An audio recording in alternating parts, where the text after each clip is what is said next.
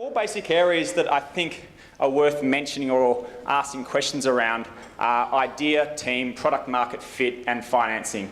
So I think, when you go from, just having an idea and obviously all the doubts that come with that, then you need to work out, is that an idea that people will eventually use and gravitate towards? Then the next step is, how do you build a team? How do you find people that believe in your vision, that want to follow you and, go out there on a limb and build something with you? Thirdly, but not necessarily in subsequential order, how do you finance the whole thing? Do you bootstrap it with your savings? Do you try and make revenue from day one, or do you go to angel investors and venture capitalists and try and finance it that way? That's something that pretty much everyone from the panel has a lot of experience in. And then lastly, and probably most importantly, how do you find the product market fit? How do you actually build something that a lot of people want to use and it's in a growing or a large market whereby you can build a sustainable, profitable business out of? So they're basically the four areas that we'll be trying to discuss and hopefully provide some insights on. But before I get into that, I might ask if each of the speakers just introduce themselves, their background, what they do, and yeah, that'd be great. So Sydney, why don't we start with you? Hi everybody, this is very exciting for me because when I did my first startup in 1993, I couldn't even have a room like this filled with half the people.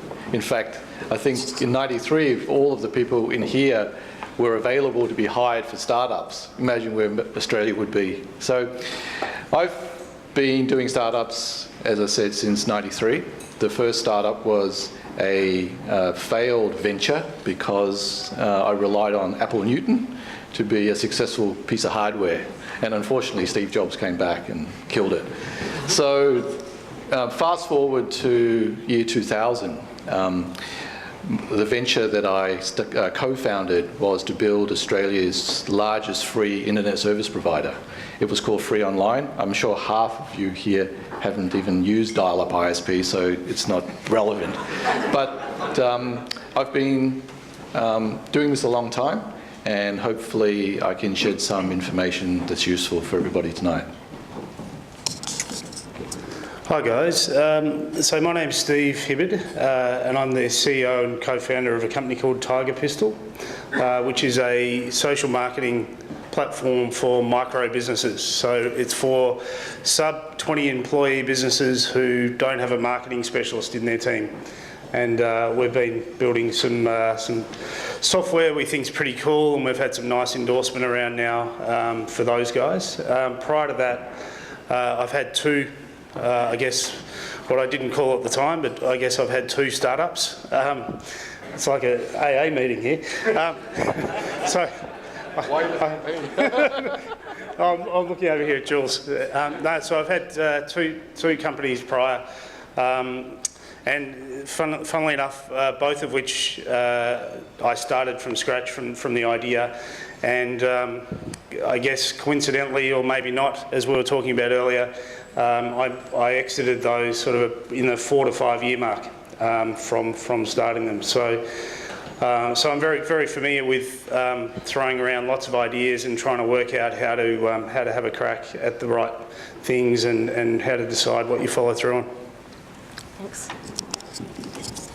Hi, my name is Sam Cobb. I'm probably a bit different to the rest of the panel. I work in the biotechnology space. I'm the CEO of a biotech company looking at drug discovery. So we're using a shark antibody platform to identify new drugs for various diseases like cancer. Adulta started about 7 years ago. I was the founding CEO of that company.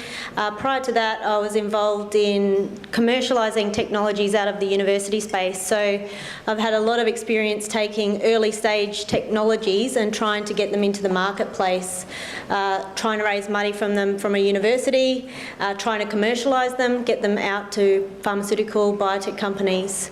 My background is science and also law.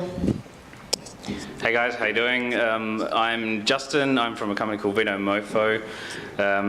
Launched in 2011 with 1 employee. Over the last 3 years, we've had a pretty crazy ride. We're now up to 36, $22 million run rate. It's been a crazy journey. We've tried to raise funds. We've had a buy-in of majority stake. We've had a buyback for the founders, and that was in at the end of the financial year last year, so June 30, and it's been upwards ever since. Yeah, it's pretty simple. We sell wine online. We're in the deal space mostly. Outside of that, we've got wine clubs. We've got a phone broker team. We do pop-ups. We've got an online magazine, and we do some videos. So that's basically Vino Mofo. Thanks, guys. So just on the sort of very early stage in terms of when you have that initial idea, there's the startup evangelist Don Dodge, who says that everyone has a great idea, but very few actually build it out into a business. I was just wondering if you could sort of explain in that initial stage how you go about taking an idea and then taking the risk to go out and start something. Thanks. Well, it's a very broad topic, but if I talk specifically about Free Online, which was the free ISP in year 2000. The idea, I guess, isn't so important as I think there are 3 precursors to thinking about whether it's a worthwhile idea. And my training prior to being in startup was in management consulting. And I was with an international firm called McKinsey & Company, and we help and problem solve for the largest corporations, ideas all the time. So, for example, a large corporate might want to figure out, should I build a new copper mine, right? And that's no different as an idea to if you've invented something yourself. You've got to basically figure out, is this going to allow the venturer to create a sustainable competitive advantage somewhere along the way? Because they're the most valuable ideas. There are lots of ideas that are very profitable in the short term, and they may be worthwhile for you to pursue.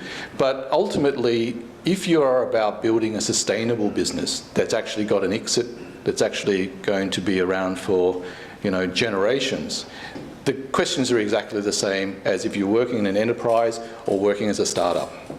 So going back to the ISP idea, why did we think that it was a sustainable competitive advantage to start a free ISP, way back in year 2000?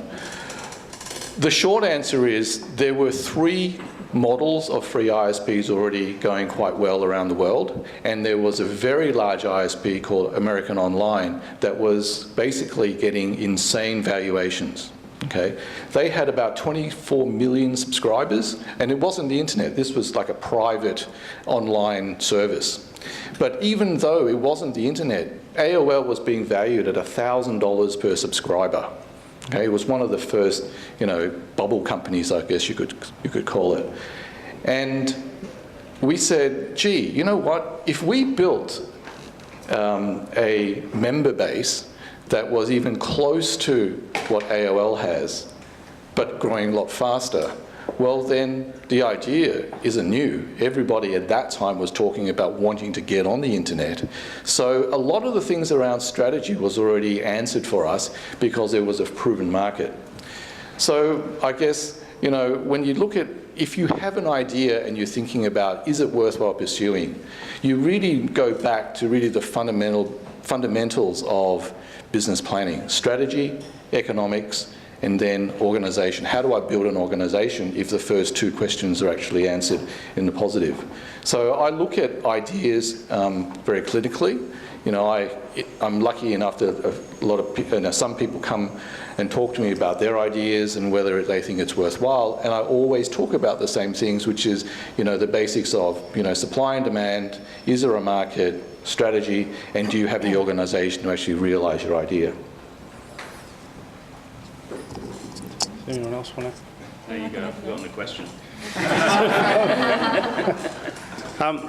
So I was just going to approach it from a different angle. The same principles, but a little different. I guess more the psychology of it. What I think the most important word is confidence. And whenever you're thinking about starting a new business or in that early phase, there is a current circumstance you're in that is today prior to having this new idea become a reality and become a business. And what will eventually, all the things that Jules mentioned earlier in terms of the process of taking an idea through to really solid product market fit, and then all the things that need to occur from there, all of those things are critical. But in the really early stages, the decision making, your decision making around is this something that I should throw myself into or not is probably one of the most critical things, and a lot of that is around your confidence in the idea. And so one of the challenges that I've found anyway is sometimes your confidence in the idea can be clouded by your current circumstance. So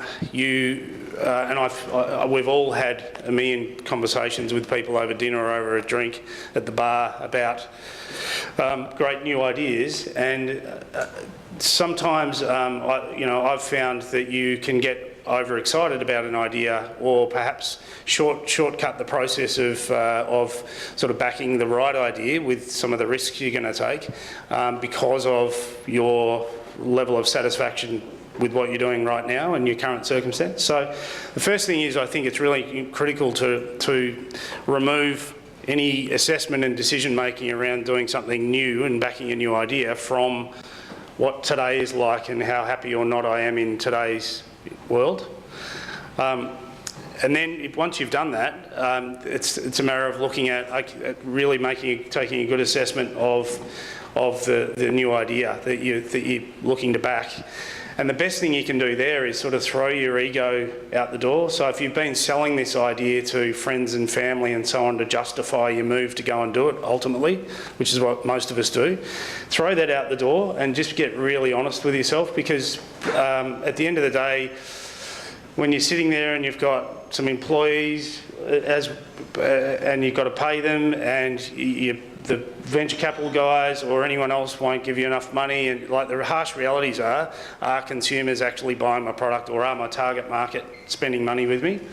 So remove that and then do some really honest, sort of throw your ego aside and do a really honest assessment of your idea, and that will definitely require you testing your idea. And so the whole lean methodology is around that whole process, but you can do that even before you've sort of thrown the before you've jumped in. You can go and do things that are a little more formal than just asking people whether they think it's a good idea. You can actually go and talk to prospective customers, put together your own version of a minimum viable product, which might be a PowerPoint preso or whatever else. But just divide the two and then get really honest with your validation before you sort of take that next step. So I guess in science, when you've got an idea, you normally go to the patent office and file a patent around it to protect your intellectual property. When we started at Alta, we were spinning out of a university with a couple of technologies, and I guess like Steve's saying, I would go out with my PowerPoint and present this technology to the end buyer, which is pharmaceutical companies or biotech companies, and we were dead keen on one particular technology. It was our most validated. It was what we wanted to do. I would go out and I would talk to hundreds of companies, and I'd have one slide at the end on a second technology that was just an idea. And they'd say, no, we don't want to hear about any of that other stuff. Tell us about this other technology, which is actually the shark antibody technology. So 12 months into the company, which is unusual for a biotech company, we actually flipped and did a totally new technology. The market was telling us that we were not going to get money for it. There was no need for that technology in that market space. There was no real interest from those big buyers that were looking at the technologies. So we focused in on the technology that people were interested in and started running with that. And we would not have raised that next round of money if we hadn't have listened to the market. And I think that's really key, to listen to what your customer is really saying to you. If you're not listening, they're the end buyer at the end of the day. For us, it's a little bit different. We launched a deal site basically in early 2011, and I'm sure most of you remember there was a massive wave of deal sites that came through in 2010, 2011. No one was in the wine space. So for us, it was almost a no-brainer. We could see the wave coming. You know, we'd done other businesses beforehand. Quaff is one of them, which was a wine community, like a Facebook for wine. We were too early into the space. So we're like I always think about a surfer going for surf paddling, and there's a wave coming, and the really early guys are bleeding edge, are paddling, and there's a wave a mile away, and they're still paddling.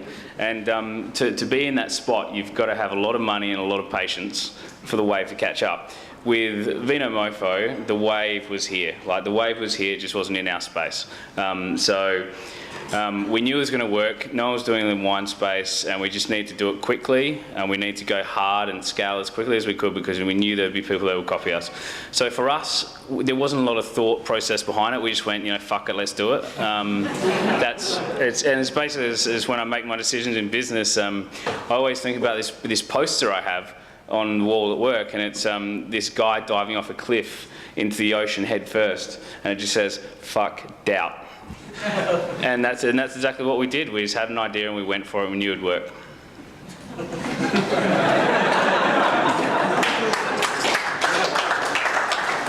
Can I just say something? Yeah. So that's a really great example of confidence. Which proven to be well founded. One of the differences because we're all aware of the US. There's a lot of talk about the Silicon Valley, and then all the other parts of the US that are booming with cash, and going there quite frequently because it's an important market for us. I get a lot of exposure to it, and it's very. A venture capital firm last week described it as a very frothy market at the moment. There's so much money around, all that sort of thing.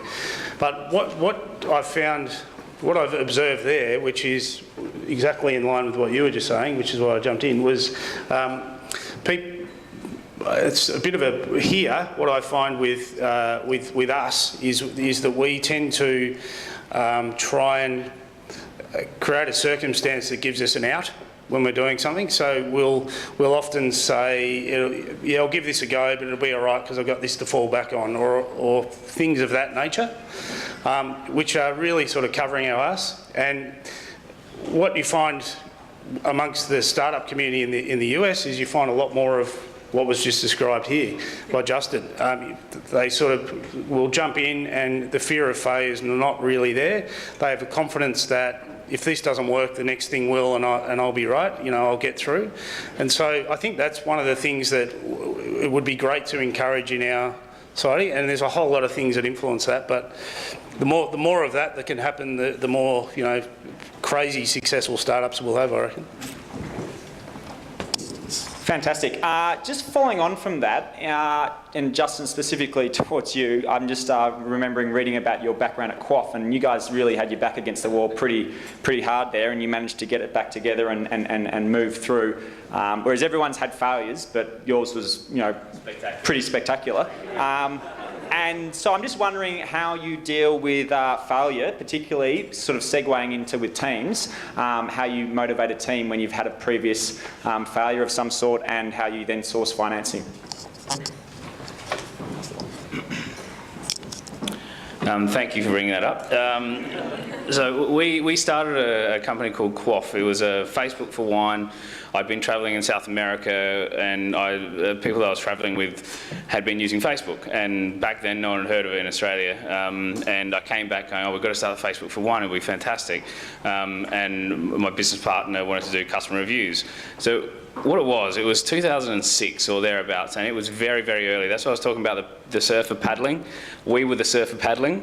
We were trying to convince people that it was a great business, and our business model was a bit shit. We were trying to sell memberships to wineries to be on our site. We had a decent database. It kind of got to about 20,000 people, but after probably 2 Christmases, I probably should tell you, my business partner is my brother-in-law. He married my sister. So basically, when you're failing, you can kind of deal with it. When your brother-in-law is failing and your sister, who has kids, has no money to buy Christmas presents, not a cool thing. Especially because she'd asked me, Justin, will it be better next year? And I'd be like, fuck yes. Yeah, I'm sure it's going to be fine, like, seriously. Then another Christmas would roll around, Justin, promise me it's going to be fine by March. So anyway, long story short is we tried for 3 or 4 years. We tried lots of different things. We did check-in apps where you go to a winery and check in and get deals. That was a great wine adventure. That was kind of a half okay success. In the end, not enough to support us as we wanted. And then I think it was for us, it was just wanting to keep trying. And I know people talk about pivoting and whatever, but that's what we did. But we did it out of necessity. We weren't making any fucking money. So we would go, all right, so what do we do now? Let's try this. And I think it was born out of desperation for us, really. We'd burnt the bridge. We'd burnt it. This was all we could do. So we're either going hard and going down, or we're going to find something that worked. And we actually did look for jobs at one point. About 4 years in, we almost gave up and looked for jobs. I actually had a job interview, and so did Andre. And we got offered jobs, and then we decided, no, we'll give it another 3 months. And then went away to Christmas in the 4th year, and I came back and I knew this group buying thing was happening. And I thought, this is a great idea. And I told Andre, look, hey, this is, I think we've got to get into this. And he's like, oh, it's a bit dirty. You've got to sell wine. It's cheap. And I said, yeah, but it's going to make money. And he said, yeah, fair point. And so we went with that. And as far as our culture in our company, it's very much around, based on our history, we can't do it any other way, but it's fail fast and just, I know it's a cliche to say, but fail fast. We will never ever tell you off for having an absolute crack at what you're doing and being the best around, but just admit when you've done the wrong thing, learn from it, and let's try it again. That's our philosophy. I guess we've had 2 situations where was just, I would say, unlucky. One, we had a $100 million plus deal from a farmer table signed by the lawyer. The next day, the head of antibody discovery walked in and he said, this isn't my deal, I'm walking away. And the second was an acquisition offer where the company, we'd done all the paperwork and got to the very end where the deal was signed, but again, they walked away. And I think motivating staff when these things are at their lowest is actually, you've got to get in there and just say, let's get on with this. We've got to keep going. We've got to, this isn't the end. This is, the start of the next phase. It's, the ups and the downs of being in a startup company. You've got to keep going and you've got to keep motivated, keep everybody motivated and keep doing it. Because you're there because you love it, I think, and that's why you keep doing it. I reckon that's the most critical thing. Like the same, I won't go into it all, but we've had basically the same thing. Tiger Pistol's been around 3 years. We had a funding deal that was actually contracted, so there was term sheet signed, lawyers negotiated, signed contract, investment committee approval, and you'd think we actually went out and had a party. It was, spent half the money, and then we never, long story short, we never ended up getting the money. And that was an inbound contact to us from a New York Stock Exchange listed, $30 billion fund. So there's lots of that stuff. To keep in the team, we've got a team of just about 20 people, and it's a great question because it's super hard, and I reckon it changes at different stages as the businesses grow. It's different when you've got 100 people, but when you've got sort of 20 people, or 10 or 5 or whatever, a lot of it's around, from investors and from staff, it's belief in the people. So your team, if they stop believing in you, they'll go and look for another job. So it's you're the eternal optimist, and you need to continue to be finding a way you end up finding a way because you're so committed. You're committed. You don't want to let your team down. You don't want to go broke. All of those things. So it needs the persistence. But the team thing, I reckon, is a lot of it's around that belief in you, which I reckon everyone would say, yeah.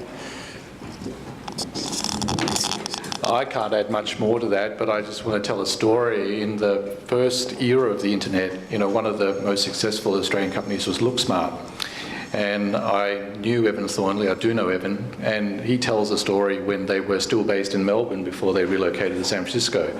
And I think for the best part of 2 months, every Friday, he would worry whether he was going to make payroll. Okay? So it's not only about motivating your team. You need to stay motivated. You need to find somebody to confide in. You need to find a board member, an investor, somebody that believes in what you're doing as much as you do, so that, at the 11th hour, they're going to help you, right? So you imagine the stress when you've got, I think at that time, Look Smart had about 60 people in Melbourne. And these are all, Evan recruited some of the most experienced people he could find. They left, six-figure jobs to join his company, and to not let those people down and make sure that you could make payroll is an incredibly stressful thing to do. So, in thinking about whether you want to go on this journey and be an entrepreneur, that's the kind of thing. It's not over when you get money. It's never over. So to remain committed to your idea, to your company, very important. And, from speaking from personal experience, we had just closed a deal that took a year to close. It was a major investment by AT&T and British Telecom. It allowed us to set up an office in the US and in the UK. But then, again, going back into history, there was a huge internet or telco sector meltdown in April 2000. And we could just see that, half these companies were going to be out of business literally within 12 months, and they were. And to actually then have staff that were motivated enough to go over with the company, knowing that, literally they may need to come back home after 6 months because they won't have a job. Again, that's another type of motivation you've got to keep, just figure out how to do. Fantastic. Moving on to product market fit, we hear a lot about validation, whether it be customer validation or validation from investors and the like. I'm just wondering what you each consider validation to be and how you go about achieving it in a startup. Samantha, why don't we start? Sure. In science, I guess you've got validation in vitro, so in a test tube, you've got it in animals, and then you've got it in humans, but that costs a lot of money. So you want to know that somebody's going to be interested in this product, and I think that that's essentially what we do, or what I do constantly, is go and talk to pharma partners and say, if we did this, would you be interested? And, talking to people in general about what you're doing and getting their feedback, I think you can't do it enough to get feedback from the market. You don't have to listen to everybody. I think that you have to listen to the key things that people are constantly saying to you, and I think that we do that. The whole fail fast thing is pretty critical with product market fit. I think most companies, even the big brand names that we think were successful from day dot, they weren't. And they stuffed around, their initial perception of what people would want was not exactly what they wanted, and blah, blah, blah, blah, blah, blah, blah. And so I think, like, if you're considering going and getting into, saying, right, I'd really love to start a company, or maybe you just have, you've got to be really confident and positive that. So quite often we'll go back to points of validation that say we're not stupid. We're not stupid. I'm not stupid for spending my day doing this. So how far do I have to go back to confirm that small businesses need to spend their money, are increasingly spending their money with online marketing and online mediums? Or, so how far do you have to go back till you find a truth that lines up with your idea and what you're doing, and then sort of push from there? And so quite often, almost always, the first thing won't be right.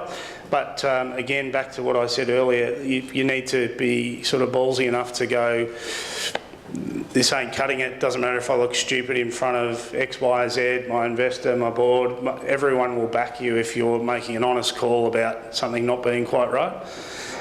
But don't give up on your idea just because the colour wasn't right, or you thought it was going to be for businesses with less than 10 employees who didn't have a marketing specialist. It turns out it actually works really well for 200 plus employee businesses.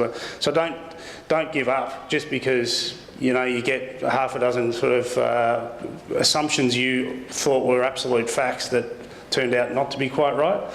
Go back to the truth, which is why you're doing it in the first place, that you can't argue with, and then just get back on the horse and start fighting. I think that's the critical thing we do. Yeah. You guys have been a success from day one. So. The only thing I can add, I think you covered it really well.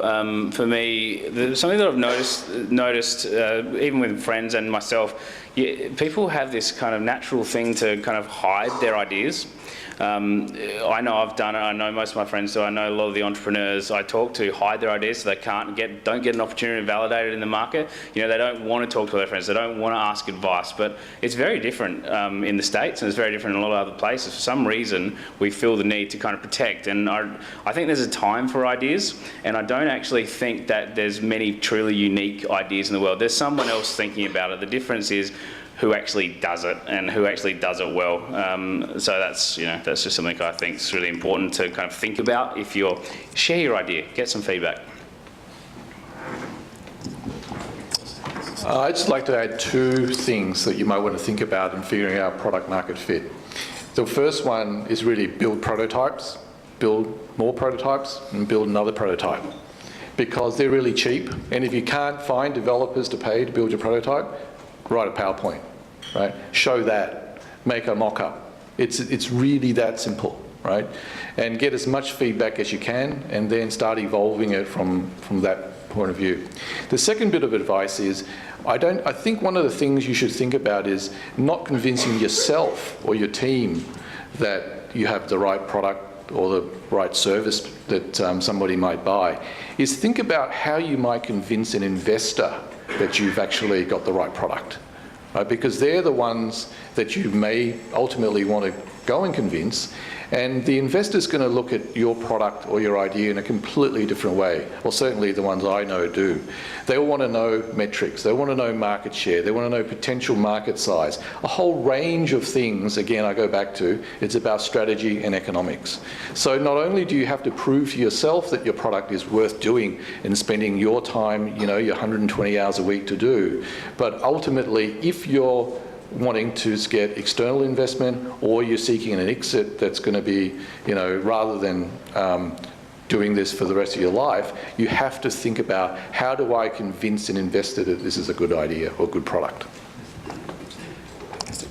Great. Second last question before we open up to the audience, just sort of segueing between product market fit and financing, but not so much in how you raise money, but how you spend it. How do you determine what your burn rate is? And with the exception, obviously, of biotech companies, I suspect most of the cash is going to staff and to advertising. So within those two areas, that's probably true for most web-based startups. How do you allocate the capital that you have and determine how quickly to spend it? It's hard to think about that one. Well, just question without notice. All of them are, but so it all comes back to, so how you allocate capital all comes back to obviously your plan. Let's go figure. And so if you talk about your plan, then that comes back to the stage that you're at in terms of your business. I think if you're talking about, and I'll talk about that a little bit more, but your question was a little bit about, how much of your capital do you lay out as well, which again comes back to your plan. So I think what's important is to just be is to firstly have a plan, obviously, and to work out what stage you're at and have realistic expectations, and be quite conservative with when your next lot of capital might come. Is probably a good piece of advice that I probably have had and have ignored a few times. And then it's a matter of saying, okay, well, the stage we're at is that our market is moving really quickly. So there's a lot of players. I'm seeing a lot of things, a lot of activity. So time is really important for us. So we need to prove ourselves really quickly, because if we don't get enough capital like these other guys are getting, we're going to get left behind. So we need to get more capital quickly. So, but we've only got a little bit now. So therefore, your plan should be around things that are going to help you get more capital. And the things that are going to help you get more capital is greater belief in your idea. And the things that are going to help you with that are sort of proof that there's a demand, the scale of the market, but more so that you've got the product market fit right, and that there's people actually paying for or whatever they need to do in your case for your product or service, rather than just sort of anything else. And if that's the case, you'd apportion more of your money to your sales and marketing efforts, and you'd say, right, well, it's not that important that we bring out 4 new features on our technology, all the things we've dreamed about that we think really need to be in there. Let's take a second look at what minimum viable product is, and maybe it needs to be really minimal, because what we really need to do is get 100 paying customers on there now, and so then invest the capital in that. So it's a hard question to answer, and I probably haven't done a good job of it, but I've done a job. It's probably very similar in biotech. You've got milestones, we've got a platform, we've got to work out where the value is in that platform, and we've got to focus in on that area and reach those milestones. And if we don't reach those milestones and we do everything else that we think is really interesting, we're not going to get the next round of funding. And so you really have to meet the milestones and pick those milestones as a plan of where you're going to be and what that value, so the next step of value. So it's in science, it's proving it works in a tube, and then in an animal, and then in humans. So it's probably the same in IT, but you've got various steps, and showing that you can progress into each stage and each value point and not do thousands of different things. I think you've got to move forward in one direction. The one thing that I think about when I heard the question was double your timeframes. So basically for us, it's like, when will we launch this product? How much is it going to cost? Double it, and you're kind of in a safe space for me. And that's happened to me every single time, especially if you're an optimistic type of person. Double everything. Both money and... Both money and time. Both money and time. Triple, that's probably fair enough. You're really optimistic. Looks like I'm last again. Hey? Looks like I'm last. Okay, I remember what I was going to say now. Spending money is actually really hard. Okay. Here's a story. There was another startup in the first era of the internet called Peak Hour. I'm sure not many people remember Peak Hour, but I believe that they are still today the company that raised the most Australian venture capital in the history of Australian startups. I think they raised about $70 million, and they blew it in a year. Okay, but the story I want to tell about that is, again, I know the founder, and one day I walked into an office in, I think it was in King's Cross, and it was probably about the size of this place in Spire, both rooms. Okay, I went up one week, and there was about 6 people, maybe 10. Okay. 2 months later, I went up, and it was filled. There was literally 250 people there. Data center built, on a 9th floor building, just amazing. And to this day, I have no idea how the founder actually hired all those people, built the data center, and did all of that stuff. So if you think about it, how would you do that? If you had access to capital, to actually spend the money is actually really difficult, right? Because you want to build a company with the right culture, the right shared values, the right skills. So when you get money, your best friend's going to be a headhunter or 5 headhunters, especially if you want to build your company quickly. So I think it's not so much how do you allocate where you're going to spend the money, because the business plan's obviously what the investors have believed in. But for example, in our case, our first round investment was 2.5 million, and within 6 months we raised another 15. And we did that because one of the investors believed in what we were doing so much that they called up all their friends and say, hey, you missed out on the first round, but you know what? We're going to do another round and it's going to close in 6 months. So getting the money, if you've got a committed team and you've got everything else that's right isn't difficult, but actually thinking about how you spend the money is actually quite difficult. Right. Well, I suspect it's probably a little bit more difficult to spend $70 million in 12 months than it is for most startups, but anyway. Okay, yeah. I might just skip my last question because you've already sort of touched on some of that, and I'll open up to the audience because I'm conscious of time. So does anyone in the audience have a question? You were first at the back there. Yeah. Hi, I'm Stephen. I'm just fresh grad business commerce. Ultimately, I want to be like one of you guys. Startup, successful startup, and grow it. There are 3 pieces of advice that when I approach people and that they usually get. The first one, learn how to code.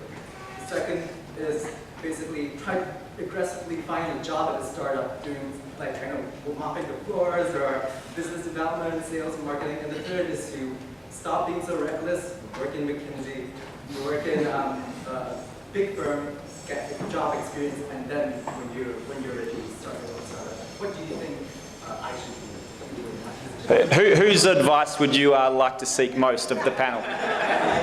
I do know. Have to be Justin, right? Sorry, I missed that. Say that again. Justin. Okay, so the first one was learn to code. I'm still learning, so it's a good thing, but it's not necessary. I think it's definitely a great skill to have. We like to think of it as like hackers and hustlers, and so you need a coder. And you need a salesman. I think they're the 2 kind of key ones. I've heard that extended to hackers, hustlers and hipsters to make it look good. But hackers and hustlers are incredibly important. So our business and other businesses that we're involved in, we always have someone who's a coder and a really good coder. It's incredibly important. The second question was? Just options. Which one would you recommend I do? Should I just start doing it? Yeah, just go and do it. Just seriously go and do it. I think if you just do it, and even if you fail, you know that old saying is like, you know, a bad decision is better than no decision. I reckon you just fucking do it. And if you do it and you fail, you'll fail fast and you'll fail quickly. You'll still be really young. You'll be able to fail another couple of times, and at some point you're going to hit onto something and it's going to take off, and it's all paid for. That's my advice. Can you sign something? Just I'm not liable. Sorry? So it sounded like you started, was it Quoff first? Yeah. Now, did you get venture capital? No, we tried to. They said no. You lasted 4 years. Yeah, it was pretty tough. Your sister and your brother-in-law, yeah. Brother-in-law, yeah. That's right. How did you manage that? Did you have savings? Did you go and work? Did you have...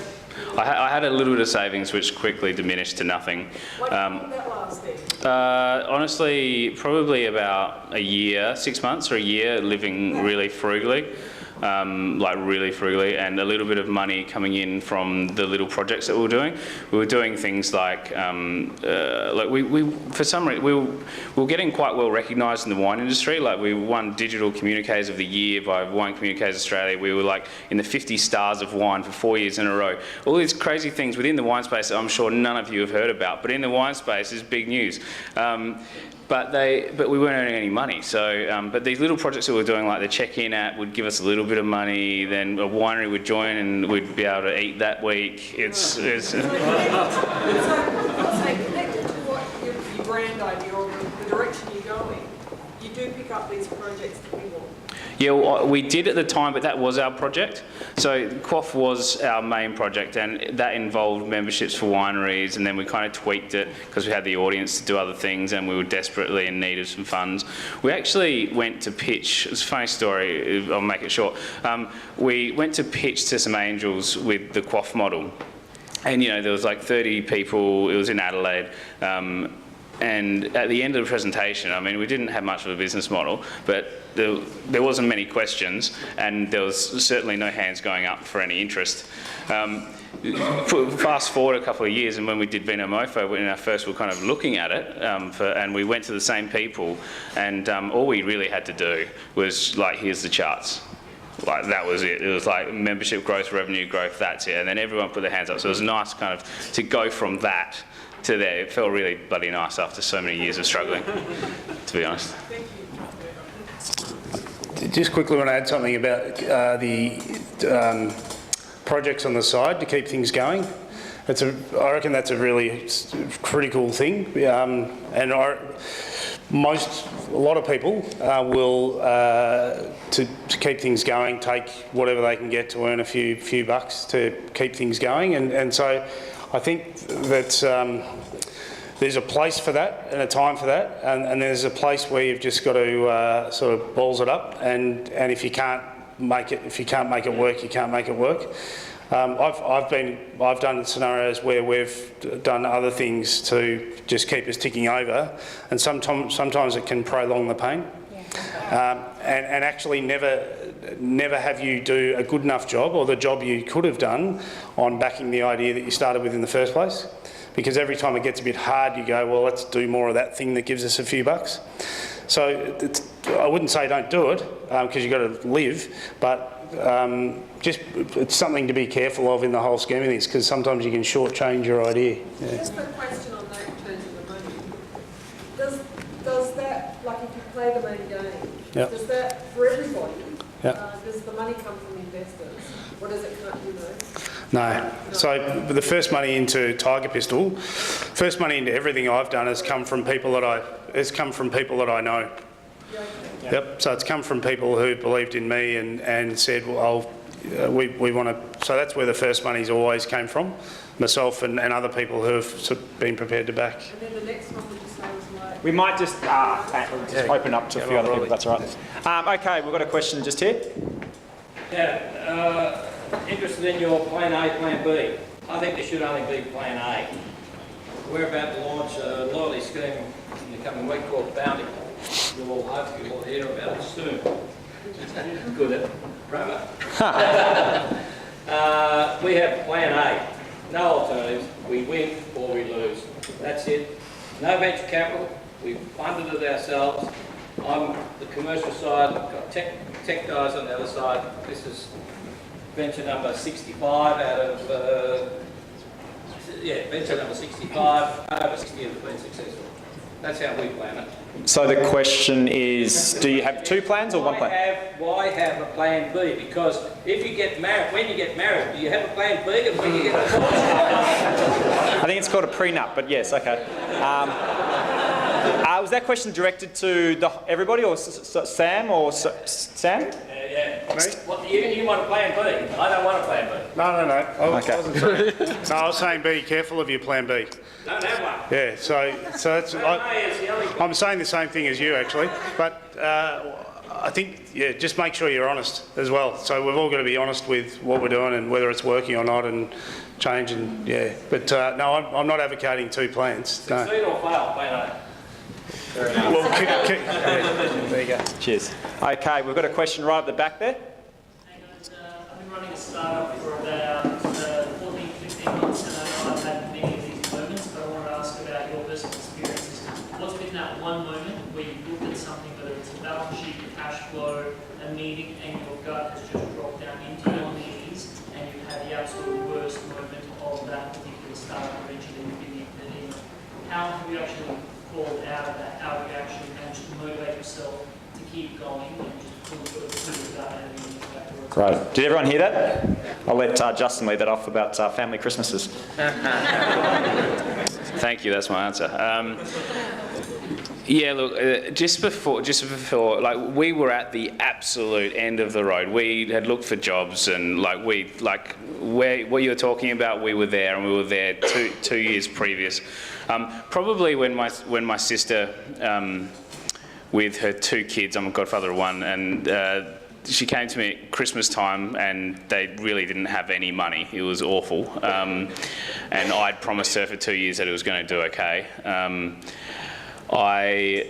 She came to me again and just was really upset, and it was horrible. And so like I say, I felt awful. How did I get through that? I am a big believer in goals and writing your goals down, having a vision and never letting that go.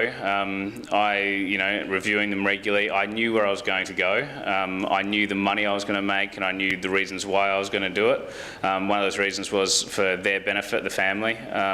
So I think I've been in awful places, but I think if you've got a strong enough belief in yourself and you know exactly what you want and how you're going to get there, I think that's the way I've got through it.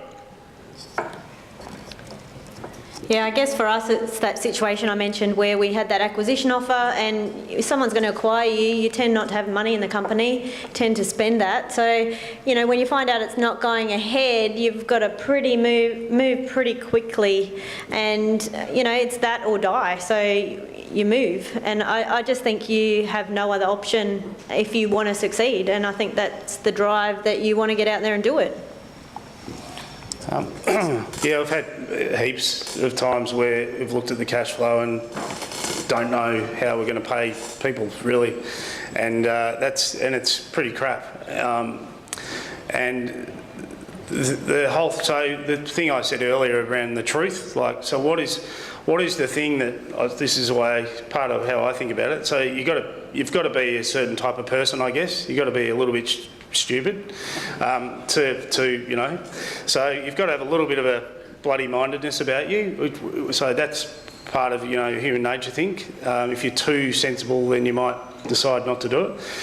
The other thing is to go back to the truth. So there may be things about your idea that haven't quite nailed it yet, and you may not be telling the story properly, your product may not be quite right, all that sort of stuff. But what are the fundamentals that support your idea that no one can argue with? And if you still believe in those, then that's sort of what I draw on when things have got really crap.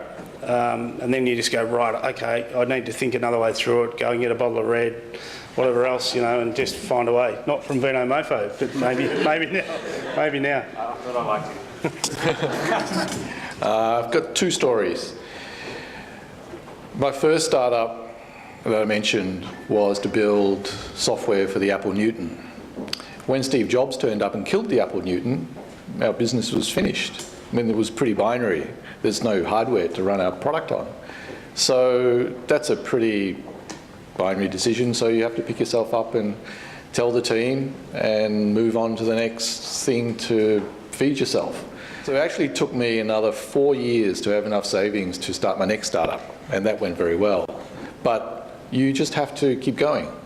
But be brutally honest about what the go, no-go decisions are when you actually want to pull the plug on what you're doing and move on. The second story is one of my more recent startups. We built an advertising funded text messaging service. Okay? It went very well for 2 years because we sent out we sent out end of match scores for community football. And everybody, loves the scores, and the demographic was obviously 18 to 23-year-old males, and beer companies loved talking to them at Saturday night. So that went swimmingly well for 2 years. We basically tripled revenue in the year 2, close to 7 figures. And then all the sponsorship and advertising money dried up because, one, it wasn't politically correct anymore. The Fosters demerged, and so no one could make a decision. And literally, there was no income for the next season. And footy being seasonal, if you miss that window of 2 months where you can get sponsors on board, it's all over. You're done for another year. So the story is, we basically had to figure out how to become relevant again to the audience. So what we did, we basically drove around Victoria, spoke to every single footy league and say, what do you actually want? And they actually told us that, what we want is actually an app. We're finished with text messages, so you just have to, find ways, and the simplest way is go back and talk to your customer. If your main idea, your plan A, has finished, it's not really plan B. You just go and ask your customers, what's the next plan A going to be? Okay, great. I'm just conscious of time, and I assume everyone's keen to get some beer, so we'll have one last question from someone who's particularly keen down here. Leah, is it? If you want to start off. So following on from your answer, Sid, I wanted to know what were your go, no-go decisions? Like what made you finally decide to pull the plug? I think running out of money is clearly, a very binary situation. But I think also not so much running out of money, but having a product that your customers don't want anymore. There are signs. And I think that, if you know that you've set yourself an objective, for example, that I want 5% market share of my target market, and I'm going to give myself or give the team, company 2 or 3 years to do it. And if we miss that milestone, I think that's a pretty good sign that you should ought to reevaluate your strategy. So, some of the go, no-go can be very binary, like, you don't have any more money. Or if you miss milestones, they're sort of soft targets that you've missed, but you then have to be pretty brutal with yourself because you don't want your investors coming along next quarter and saying, you promised that you would get this and you've missed. Now why? Why should we keep funding you? Because that's a worse outcome than I think, keep going and trickling on. We wrapped up, mate? You can answer the same question, Rob. That's okay. It's okay? Okay. Just before we wrap up, the one last thing I'd like to say is, for those of you not aware, the Lean Startup Meetup is actually organised and run by Startup Victoria, and Startup Victoria is in the middle of trying to recruit a CEO. So if anyone's had any experience founding a startup and being the CEO, and ideally had a successful exit, but if you haven't, that's still potentially okay, then please go to the website startupvictoria.com.au and check it out. But yeah, I'd just like everyone to join me in giving a very warm round of applause for the panel this evening. Thanks very much.